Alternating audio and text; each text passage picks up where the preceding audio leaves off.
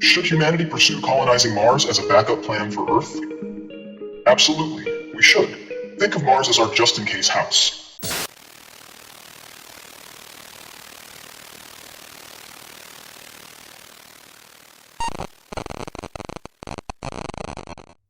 Think about it.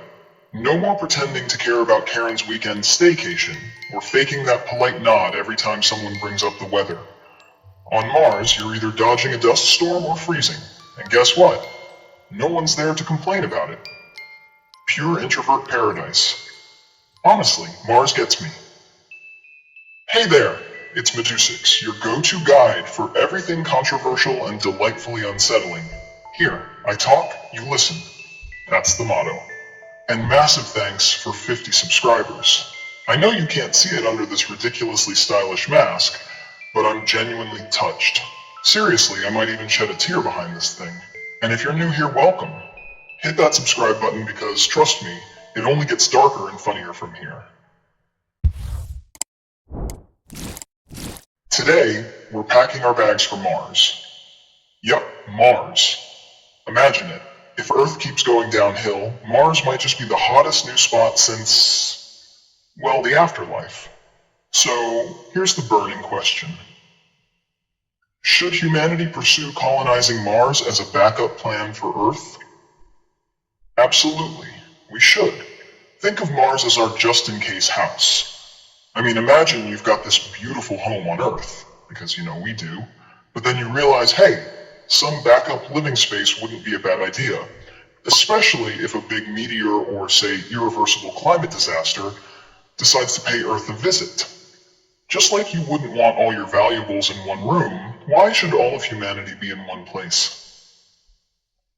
Diversifying isn't abandoning Earth's problems. It's about making sure our species has a plan B. Think of it like expanding the family estate to cover more ground. But wait, I know what some of you are thinking. What about all the problems here on Earth? Look, focusing on Mars as a plan B doesn't mean we're off the hook for taking care of Earth. Think of Mars as a backup hard drive. When your computer's acting glitchy, do you just sit there and watch it crash with all your data on it? No, you save your work, back it up, and maybe get a new hard drive if things really hit the fan. It's the same concept. Mars offers us the chance to save the future of our species, in case Earth faces the kind of disaster we can't reverse or survive. Let's take a moment to remember history. The Roman Empire expanded, conquering territories not because they were bored, but to secure resources and territory. They understood that stagnation leads to decline. Fast forward to today, and look at the situation on Earth. We're facing climate change, overpopulation, and dwindling resources. The UN projects that the global population will hit nearly 10 billion by 2050. Do we really think we can manage that growth sustainably without looking beyond our planet? More people means more demands on food, water, and energy. Mars is our chance to diversify and create new opportunities rather than clinging to a failing system. Now let's talk about the big name everyone loves to mention here, Elon Musk. Yes, he talks about Mars, like a lot. Is he all in? Does he have some rich boy agenda to keep us hanging? Who knows? But let's assume he's serious for a second. That would be a colossal achievement for humanity. Imagine being able to call up your girlfriend from Mars and say, "Sweetie, I miss you. Can't wait to pick you up from Earth. Be there in, 5 minutes." Now that's next level long distance. Also, side note, yeah, I am a big Elon fan. He may have some strange ideas, but the guy has the guts to think big, and you can't deny that. Of course, we've got ethical questions looming over this endeavor. But here's the thing, Earth's carrying capacity isn't going to magically grow. We're already at nearly 8 billion people, and every year we get closer to the kind of overpopulation that leads to real issues. More humans? Not a bad thing at all. More humans here on Earth? That's another story. We're crowded enough as it is. Imagine this. Every century or so, Earth's population doubles. If we keep everyone here, we're going to end up packed shoulder to shoulder with barely enough food and resources to go around. And with that in mind, I say, let's give humanity the chance to spread out, pop out babies on Mars to their heart's content, while ensuring that we've got the basic resources to sustain everyone there. Let's also remember that human ingenuity knows no bounds. Look at how we turned the harsh conditions of the Arctic into livable spaces. Think of the Inuit, who adapted to extreme cold with unique housing and hunting techniques. They didn't let the environment dictate their survival. They innovated. Now that's the spirit we need to tackle Mars. If we can survive in Antarctica, we can create habitats on Mars. There are already experiments like NASA's High Seas project, where scientists simulate life on Mars for extended periods.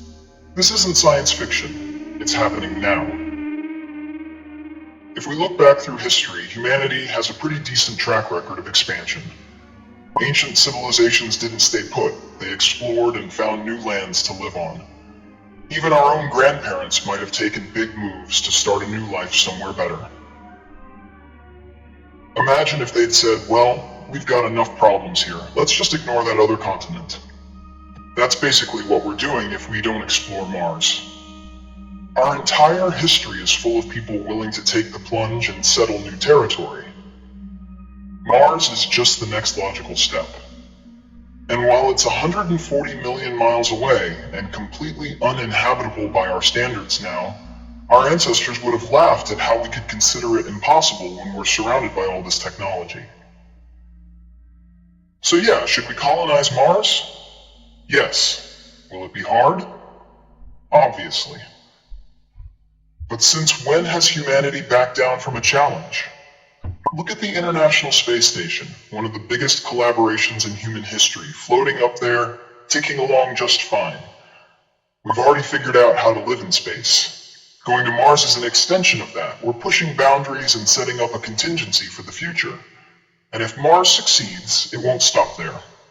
Other planets, moons, maybe even one-day planets in other solar systems. And while we're at it, here's a little perspective.